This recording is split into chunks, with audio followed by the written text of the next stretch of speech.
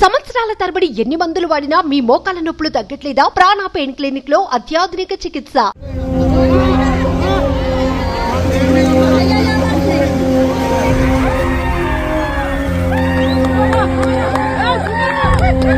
మొత్తం 4 రూమ్స్లలో 3 రూమ్స్ కూలిపోయినాయి. ఒకే ఒక రూమ్ మీద ఉన్నాం మేము. దాదాపు ఒక 4.5 5 hours దాకా ఒకే రూమ్ మీద ఉన్నాం మేము.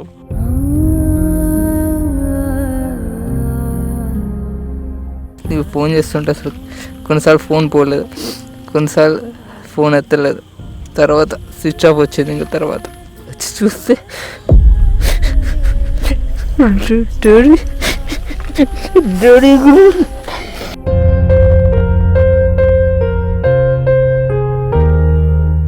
డాడీ అప్పుడు ఒకవేళ పడితే ఆ చెట్టుని పట్టుకోరా అని చూపించిండు కొన్ని చెట్లని. ఇద్దరం అసలు మమ్మీ ఎడిపోయిందో కూడా తెలియదు ఫ్లోలో.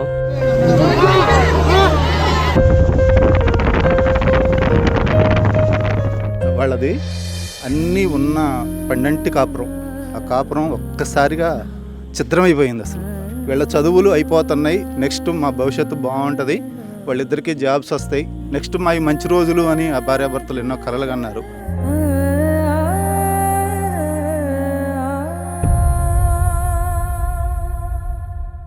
ప్రస్తుతం ఎక్కడైతే కుసుమంచి మండలంలోని గూడెం వద్ద జరిగినటువంటి ప్రమాదం, అంటే ఒకసారిగా పాలేరుకు సంబంధించినటువంటి రిజర్వాయర్ ఓవర్ఫ్లో అవ్వడం వల్ల ఒక కుటుంబం ఆ వరద నీటిలో చిక్కుకుపోయింది. దాదాపు 8 గంటల పాటు అరచేతిలో ప్రాణాలను పెట్టుకొని బిక్కుబిక్కుమంటూ కాలం వెళ్ళదీసినటువంటి పరిస్థితి. కానీ దురదృష్టవశాత్తు తల్లి తండ్రిని ఇద్దరిని కోల్పోవడం జరిగింది.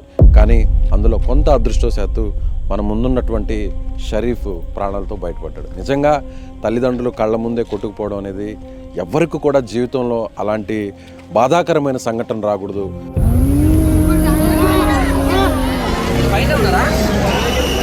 సో ఇక్కడ కుటుంబ సభ్యులందరూ కూడా ఉన్నారు. వారి తల్లి మృతదేహం కూడా ఇవాళే దొరికింది. 2 రోజుల కిందట తండ్రి మృతదేహం దొరికింది. ఇప్పుడు కరోనాకి సంబంధించినటువంటి ఏర్పాట్లన్నీ కూడా జరుగుతున్నాయి. కుటుంబ సభ్యులందరూ కూడా ఆ ఇద్దరు కుటుంబాలకి, షరీఫ్ వారి సోదరుడు కూడా బెంగళూరులో చదువుతున్నాడు, షరీఫ్ కూడా చదువుతున్నాడు. కానీ అనారోగ్యంగా ఉండడం వల్ల 2 రోజుల కిందటే ఇంటికి వచ్చాడు. అసలు ఏం జరిగింది? కానీ ఈ టైంలో షరీఫ్ని మనం మాట్లాడించే ప్రయత్నం చేయాలన్నా కూడా కొంత ఇబ్బందిగా ఉంది. కానీ ప్రభుత్వం వైపు నుంచి ఏం జరిగిందనే విషయాన్ని కానీ ఓపెన్గా చెప్పగలిగితే ప్రభుత్వం కూడా పూర్తిగా సహకారం అందించాలని మనం కూడా సుమన్ టీవీ తరఫున కోరుకుంటున్నాం. ఒకసారి మాట్లాడించేటువంటి ప్రయత్నం చేద్దాం. షరీఫ్, సారీ అమ్మా, ఈ టైంలో నిన్ను మాట్లాడించడం మాకు కూడా బాధగా ఉంది. కానీ కొంచెం ఓపిక తెచ్చుకుని అసలు ఏం జరిగిందమ్మా, ఎంత ఇబ్బంది పడ్డారు అడగడానికి కూడా నాకు కూడా చాలా ఇబ్బంది. అసలు బతుకుతారు అనుకున్నారా అమ్మా నాన్న? 12 దాకా మాకు హోప్ ఉంది, హెలికాప్టర్ వచ్చిద్ది అన్నారు. 12 దాకా మేము వెయిట్ చేసినాం. అప్పటిదాకా డాడీ మమ్మీకి హోప్ చాలా ఉంది బతుకుతామని. కానీ తర్వాత నుంచి కాల్స్ డిలే చేస్తున్నారు, కాల్ చేసినా లిఫ్ట్ చేయట్లేదు. ఇక మాకు హోప్ పోయిందన్నమాట 12కి.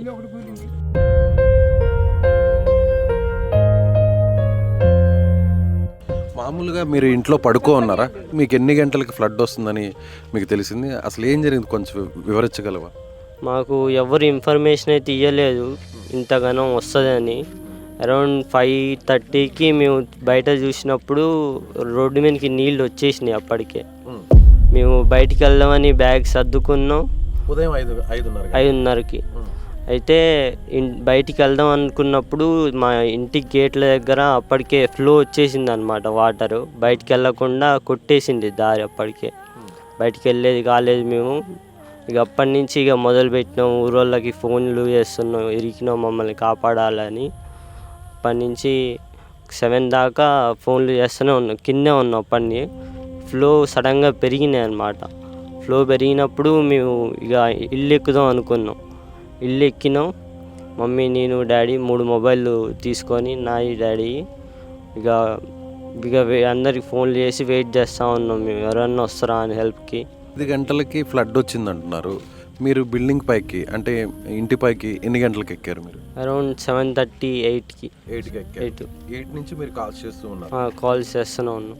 అప్పుడు మీకు లైఫ్ జాకెట్స్ డ్రోన్ ద్వారా పంపించారు. ఎన్నింటికి పంపించారు? 12 11:30 12 అయింది.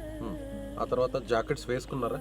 జాకెట్స్ వేసుకున్నాం. నువ్వు వేసుకున్నావు, అమ్మ వేసుకుంది, నాన్న కూడా ముగ్గురం వేసుకున్నాం లైఫ్ జాకెట్స్.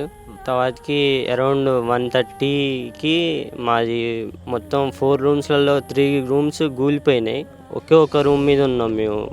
దాదాపు ఒక 4.5 అవర్స్ దాకా ఒకే రూమ్ మీద ఉన్నాం మేము. తర్వాతకి ఆ ఒక్క రూమ్ కూడా పడిపోయింది అనమాట. పడిపోయినప్పుడు ముగ్గురం ఇక కొట్టుకొని పోయినాం. డాడీ అవుపడలేదు. కొద్దిసేపటికి మమ్మీతో నేనున్న ఒక 1 minute దాకా, మమ్మీ కూడా కొద్దిసేపు అయినాక అవుపడలేదు.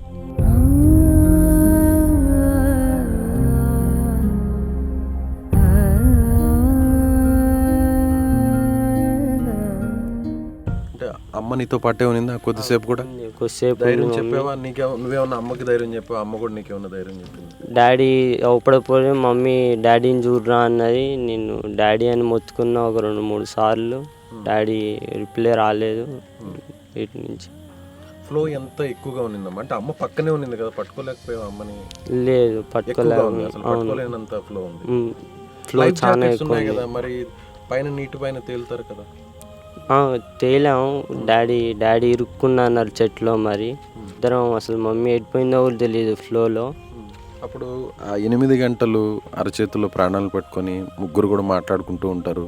ఏదన్నా జరిగితే నెక్స్ట్ ఏంటి, ఏం చేయాలని.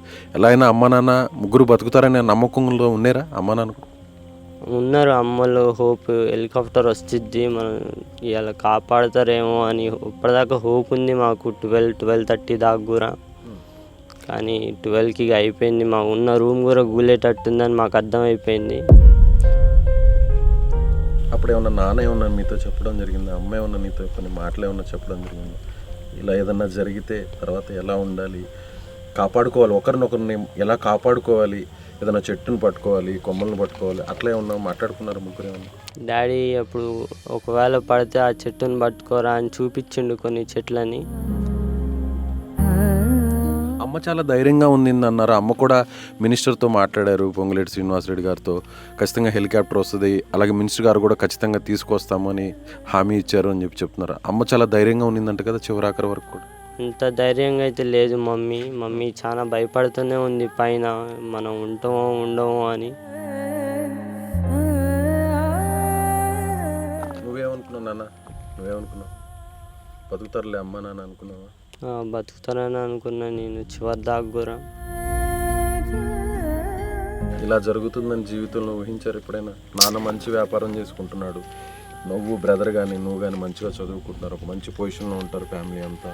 అందరికీ నలుగురికి నేను ఇక్కడికి వస్తే అందరూ ఒకటే మాట చెప్తున్నారు, మీ ఫాదర్ అందరికి కూడా హెల్పింగ్ నేచర్ ఉన్న వ్యక్తి, అందరితో చాలా మంచిగా ఉంటారు, తన వర్క్ తను చేసుకుంటారు, మీ ఫ్యామిలీ కూడా మీరు కూడా అందరితో చాలా బాగుంటారు అంటున్నారు. కానీ ఈరోజు మొత్తం తలకిందులు అయిపోయింది. ఏంటి నాన్న నెక్స్ట్? నువ్వు కోరుకునేది ఏంటి? గవర్నమెంట్ నుంచి కానీ, లేదంటే ప్రభుత్వం కానీ, లేదంటే ప్రభుత్వ పెద్దల నుంచి కానీ అసలు ఏం కావాలనుకుంటున్నావు? అంటే ఇలాంటి టైంలో అడగడం రాంగ్, కానీ ఎలాంటి భరోసా కావాలనుకుంటున్నావు? నాకు ఉండడానికి ఇల్లు అయితే లేదు ప్రస్తుతానికి. గవర్నమెంట్ నుంచి ఏదో కొద్దిగా సాయం అయితే ఆశిస్తున్నాం మేము. ఏం చదువుకుంటున్నాను? నేను B Tech second year, B Tech final year 4th year. నువ్వేమన్నా చెప్పదలుచుకున్నావమ్మా? నువ్వు ఊహించావా? ఎప్పుడు తెలిసింది నీకు ఇలా జరిగిందని? బెంగళూరులో ఉన్నావు కదా. నాకు నా ఫ్రెండ్ 10:30కి ఫోన్ చేశాడు, ఇంటికాడ పరిస్థితి బాగాలేదురా, ఒకసారి ఫోన్ చేయరా అన్నాడు. నేను అప్పటి నుంచి ఫోన్ చేస్తున్నా, ఎవరు ఎత్తలేదు. నా ఫ్రెండ్కి ఫోన్ చేశాడు, వాడు మీ ఫ్రెండ్స్ సేఫ్గానే ఉన్నారు, రెస్క్యూ టీం వచ్చింది, వాళ్ళు హెల్ప్ చేస్తారు అని చెప్పాడు. నేను ఎమ్మటి స్టార్ట్ అయిపోయా అక్కడి నుంచి. అప్పటి నుంచి అందరికి ఫోన్ చేసి నాకు తెలిసిన వాళ్ళు మా ఫ్రెండ్స్ అందరికి, వాళ్ళు అందరు సేఫ్గానే ఉన్నారు అని చెప్పాడు. ఆ టైంలో అమ్మా నాన్న దగ్గర ఫోన్ ఉంది కదా, మొబైల్ ఉంది కదా, నువ్వేమన్నా మాట్లాడావా అమ్మా నాన్నకి? లేదు, నాకు నేను ఫోన్ చేస్తుంటే అసలు కొన్నిసార్లు ఫోన్ పోలేదు, కొన్నిసార్లు ఫోన్ ఎత్తలేదు, తర్వాత స్విచ్ ఆఫ్ వచ్చేది. ఇంకా తర్వాత నేను మా ఫ్రెండ్కి ఫోన్ చేసి సేఫ్ చేశారు, మంచిగా ఉన్నారని చెప్పి, తర్వాత నేను సేఫ్గానే ఉన్నారు అనుకున్నా. నేను మార్నింగ్ ఇక్కడికి 8 కల్లా రీచ్ అయ్యా. చూస్తే డాడీ డాడీ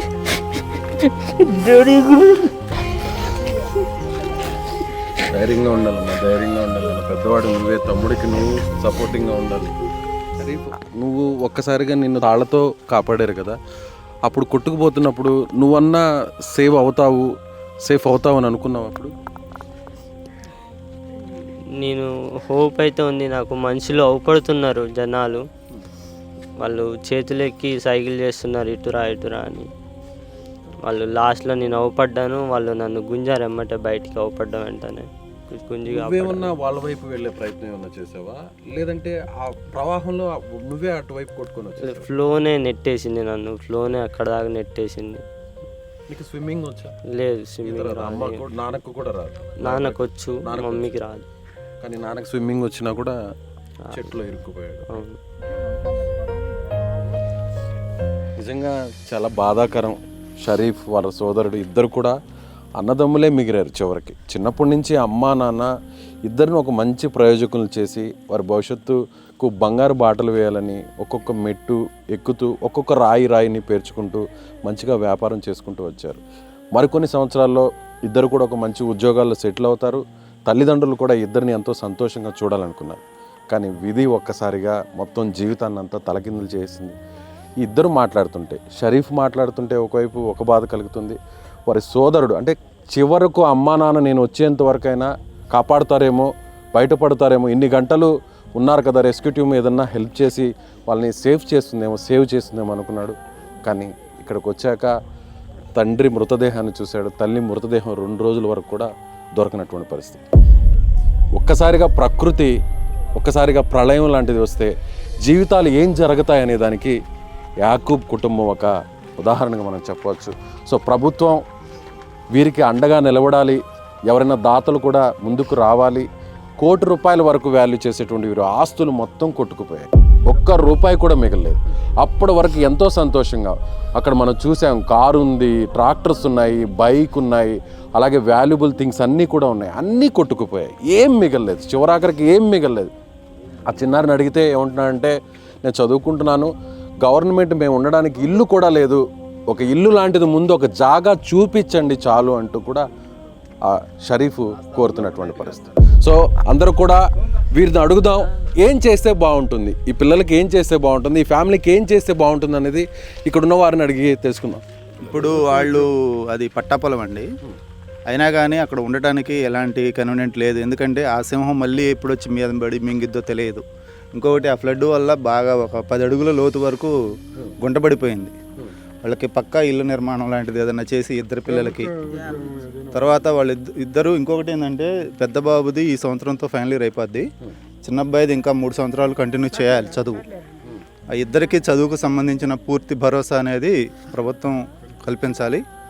నేడివ్వాలి సార్. ఫస్ట్ అసలు ఎవరింటికి వాళ్ళది అన్నీ ఉన్న పండంటి కాపురం, ఆ కాపురం ఒక్కసారిగా ఛిద్రమైపోయింది. అసలు తల్లి తండ్రి వాళ్ళకి పంచప్రాణాలు, వీళ్ళని ఎంతో గారభంగా సాదుకున్నారు.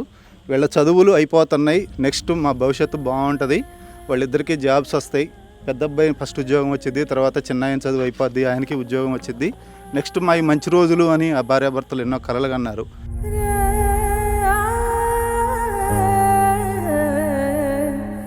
ప్రతిరోజు మేము వాళ్ళతో మాట్లాడుతూనే ఉంటాం. మా సొంత బంధువు, మా సొంత అన్నయ్య, మా వదిన. ఫైనల్గా ఏం చేస్తా, ఇద్దరికి ఏం చేస్తే బాగుంటుంది? ఇద్దరిలో కనీసం ఒకరికైనా, షరీఫ్ని కాపాడారు స్థానికులు, షరీఫ్ని కల్పించాలి సార్. ఎందుకంటే విద్యార్హత ఉంది, ప్రభుత్వ ఉద్యోగం అనేది పెద్ద అబ్బాయికి ఇప్పుడు ఈ సంవత్సరంతో అందరూ ఇదే కోరుకుంటున్నారా? జాబులు రావాలా గవర్నమెంట్, మేము కోరుకునేదల్లా ఏమీ లేదు సార్. ఆ ఇద్దరు పిల్లలకి కూడా వాళ్ళకి ఆదరవు ఏమన్నా ఉన్నది అని అంటే, ఆ గవర్నమెంట్ నుంచి ఏదైనా పొందగలిగేది ఏమన్నా ఉన్నదంటే ఇద్దరు పిల్లలకు కూడా జాబే సార్. అందరూ ఒక్కసారి చెప్తారా ప్రభుత్వానికి తెలిసే విధంగా? కంపల్సరిగా ఖచ్చితంగా ఇద్దరికి గవర్నమెంట్ జాబ్, ఇద్దరు పిల్లలకి జాబ్, వాళ్ళకి గవర్నమెంట్ జాబ్ కావాలి. కాపాడలేదు కాబట్టి వాటికి వాళ్ళు ప్రభుత్వం జాబు ఉద్యోగాలు రావాలి, గవర్నమెంట్ జాబు రావాలి, ప్రభుత్వం ఇల్లు కట్టియాలి. ఆ చేతిలో లేదు. ఇద్దరు పిల్లలకి న్యాయం అవకాశం ఉంది, వాళ్ళకి అవకాశం ఉంది. ప్రభుత్వం కాపాడలేదు కాబట్టి ఆ ఇద్దరు పిల్లలకి న్యాయం చేయాలి, ఇద్దరు పిల్లలకి జాబ్ ఇప్పియాలి. వాళ్ళు బాధపడ్డారు, ఇప్పటిదాకా మేము కాపాడలేదని బాధపడ్డారు. మీరంతా గ్రామస్తులు, బంధువులంతా, కుటుంబ సభ్యులంతా ఆ ఇద్దరు ఇప్పుడు అనాథలుగా మారారు. మీరందరూ ఇదే విధంగా చివరి వరకు సపోర్ట్ గా ఉంటారా? ఉంటాం సార్, ఉంటాం చివరి దాకా ఉంటాం.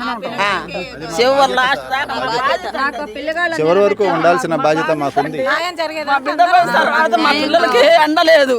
పిల్లగాళ్ళు లాగమవుతారు. వాళ్ళకి ఏమి ఆస్తి కూడా లేదు, ఏమీ లేదు, ఉంటాను గూడు కూడా లేదు. కాబట్టి మీరు చేసే ప్రయత్నం చేసి వాళ్ళ జాబులు ఇప్పియాలండి. సో చూస్తున్నారు కదా వ్యూవర్స్, ఈ వీడియో చూస్తున్నటువంటి ప్రతి ఒక్కరు కూడా కింద వారి అకౌంట్ నెంబర్స్ని మెన్షన్ చేస్తాము, ఫోన్పే నెంబర్ని, గూగుల్ పే నెంబర్ని కూడా మెన్షన్ చేస్తాం. వారి చదువు తిరిగి కొనసాగాలి. ఆ ఇద్దరు చదువు కూడా బీటెక్ చదువుతున్నారు, ఇద్దరు కూడా 4th ఇయర్ తను చదువుతున్నాడు పెద్ద అబ్బాయి, అలాగే 2nd ఇయర్ చదువుతున్నాడు ప్రాణాలతో బయటపడినటువంటి షరీఫ్. వీరికి చదువుకోవడానికి ముందు ఒక భరోసా కల్పించాలి, ఎవరైనా దాతలు ముందుకు రావాలి, అలాగే ప్రభుత్వం కూడా వారికి ఉద్యోగ అవకాశాన్ని ఏర్పాటు చేయాలి. సో ఇదే అందరు డిమాండ్ చేస్తున్నారు. మానవత్వం ఉన్నటువంటి ప్రతి ఒక్కరు కూడా ఇదే కోరుకుంటున్నారు. కట్టుబట్టలతో ఇప్పుడు రోడ్డు మీద పడిపోయారు. ₹1 కోటి ఆస్తి మొత్తం కూడా ధ్వంసం అయిపోయింది, మొత్తం నేలమట్టం అయిపోయింది. అప్పటి వరకు 12 కాపురంగా ఉన్నటువంటి ఆ కుటుంబం ఒక్కసారిగా విధి ఆడిన వింత నాటకంలో విచిత్రంగా ఆ ఇద్దరు బలైపోయారు. ప్రాణాలతో బయటపడినా కూడా ఎలా బతకాలి, రేపటి రోజు ఏంటి అనేటువంటి ఆలోచనే ఆ ఇద్దరి కళ్ళల్లో మనసులో మెదులుతుంది. సో గవర్నమెంట్ రెస్పాండ్ అవుతుంది పాజిటివ్గా, వీరందరూ కోరుతున్నట్టుగా, ఆ పిల్లలు కోరుతున్నట్టుగా పాజిటివ్గా రెస్పాండ్ అవుతుంది అనేటువంటి నమ్మకం మనకు ఉంది. అందరికి కూడా ఇదే నమ్మకం ఉంది. అందరూ కూడా నమ్మకం ఉందండి, అందరికీ ఉంది. మాకు పొంగులేటన్న వచ్చిండు, మాకు మా పిల్లలకి ధైర్యం చెప్పిండు, మాట ఇచ్చిండు, అదే ఖచ్చితంగా మాట మీద నిలబడతాడని చెప్పేసి మాకు నమ్మకం ఉంది సార్. ఆ పొంగులేటన్న ఈ పిల్లలకి ఉద్యోగం కనుక ఇస్తే ఆయన దేవుళ్ళలాగా తలుచుకుంటాం సార్. మేము ప్రాణాలు కోల్పోయినా కానీ, ఆర్థికంగా నష్టపోయినా, ప్రాణాలు కోల్పోయినా, ఇద్దరు పిల్లగాళ్ళకి కూడా ఆ పొంగిలేటన్న ఈ ప్రభుత్వంలో ఆ పిల్లలకి కనుక జాబ్ ఇస్తే ఇంతకు మించి మేము కోరుకునేది ఏమి లేదు సార్. ఆ పిల్లలు కోరుకునేదే మేము అది ఒకటి. చచ్చిపోయిన అమ్మాయి అర్ధగంట సేపు మాట్లాడింది పొంగిలేటిన అన్నతో, మా బిడ్డ, మా పెద్ద బిడ్డ అర్ధగంట మాట్లాడింది. తండ్రి అంటే చనిపోయినటువంటి సైదాబి వారి తండ్రి వస్తుంది బండి అన్నాడు. మీరు ఇప్పుడు పంపించారు, కాకపోతే వాళ్ళకి వాతావరణం సహకరించలేదు. వాతావరణం సహకరించకపోయినా సరే వాళ్ళకి జాకెట్లు వచ్చినాయి, డ్రోన్ కెమెరాలతోటి పవర్ బ్యాంక్ పంపించారు. వాళ్ళు చేయగలిగేంత వరకు చేశారు. మాకు వాళ్ళు చివరి వరకు ఎంత చేయాలో అంత చేశారు. తాత అవ్వగా మీరు చెప్పండి, బిడ్డలుగా చెప్పండి, మీ మనవాళ్ళుగా చెప్పండి, మీరు ఎలాంటి సాయం ప్రభుత్వం నుంచి? వాళ్ళకి ఇద్దరు జాబ్ రావాలి, జాబ్ ఇవ్వాలి, గవర్నమెంట్ జాబ్. అలాగే చదువుకు సంబంధించినటువంటి ఆర్థిక అవసరం అనేది ఏమన్నా ఉంటే మీ దయ. వాళ్ళకి జాబులు, ఇల్లు నిలబెట్టండి. వాళ్ళు చెప్పుకునే పరిస్థితుల్లో కూడా లేరు. వాళ్ళకి ఇల్లు, ఇద్దరికి జాబులు. చనిపోయింది నా అక్క, నా సొంత అక్క. వాళ్ళకి ఏమీ లేదండి, వాళ్ళ అనాథలుగా మిగిలిపోయారు ఆ పిల్లలు. వాళ్ళకు ఉన్నదంతా అక్కడే పోయింది. వాళ్ళ అమ్మ నాన్నతో పాటు అన్నీ పోయినాయి. వాళ్ళకి ఇల్లు కావాలి, వాళ్ళకి ఒక గూడు కావాలి, వాళ్ళకంటూ వాళ్ళ కాళ్ళ మీద వాళ్ళు బతికే సాయం ప్రభుత్వం చెయ్యాలి. రైట్, ఇక్కడ అందరూ కోరుతున్నట్టుగా వీరిద్దరికి కూడా, షరీఫ్కి అలాగే యాకూబ్ కుటుంబానికి సంబంధించినటువంటి భరోసాని ప్రభుత్వం ఇవ్వాలి. ఖచ్చితంగా వారికి ఉద్యోగ అవకాశాన్ని, ప్రభుత్వ ఉద్యోగ అవకాశాన్ని కల్పించాలి. అలాగే కొంతమంది దాతలు కావచ్చు, లేదంటే ప్రభుత్వమే వారి విద్యకు సంబంధించినటువంటి ఖర్చునంతా కూడా భరించి వారి ప్రయోజనాలకు, అంటే కొంతన్నా పోయినటువంటి తల్లిదండ్రులను తీసుకురాలేం, ఆ నష్టాన్ని పూడ్చలేం, కానీ జీవితంలో ముందుకు వెళ్ళడానికి వారికి ఒక ఆధారాన్ని కల్పించాలని వారి తరపున కుటుంబ సభ్యులు, వారి సన్నిహితులు అందరూ కూడా కోరుతున్నారు. సుమన్ టీవీ కూడా అదే కోరుకుంటుంది. ముందు వీరికి సంబంధించి మీకు ఒక అకౌంట్ నెంబర్ డిస్ప్లే చేస్తున్నాం కింద, అలాగే ఫోన్పే, గూగుల్ పే నెంబర్ కూడా డిస్ప్లే చేస్తున్నాం. మీరు నేరుగా వీరికి సహకారం అందించాలంటే ₹1 కోటి వరకు నష్టపోయారు, ఏం మిగలలేదు. కాబట్టి వారి చదువు కోసం కాస్తంత మీ వంతు సహాయంగా మేము సైతం అంటూ ముందుకు వచ్చి వారికి చేయాల్సినటువంటి సహాయాన్ని చేయాలని సుమన్ టీవీ మనస్ఫూర్తిగా కోరుకుంటుంది.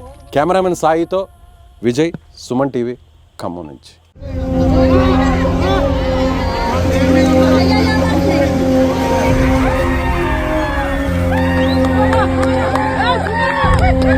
మొత్తం 4 రూమ్స్లలో 3 రూమ్స్ కూలిపోయినాయి. ఒకే ఒక రూమ్ మీద ఉన్నాం మేము. దాదాపు ఒక 4.5 అవర్స్ దాకా ఒకే రూమ్ మీద ఉన్నాం మేము.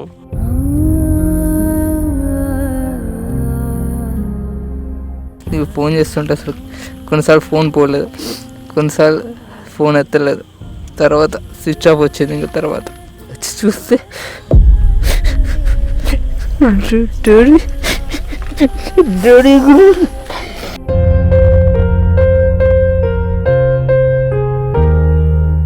డాడీ అప్పుడు ఒకవేళ పడితే ఆ చెట్టుని పట్టుకోరా అని చూపించిండు కొన్ని చెట్లని. ఇద్దరం అసలు మమ్మీ ఎడిపోయిందో కూడా తెలియదు ఫ్లోలో.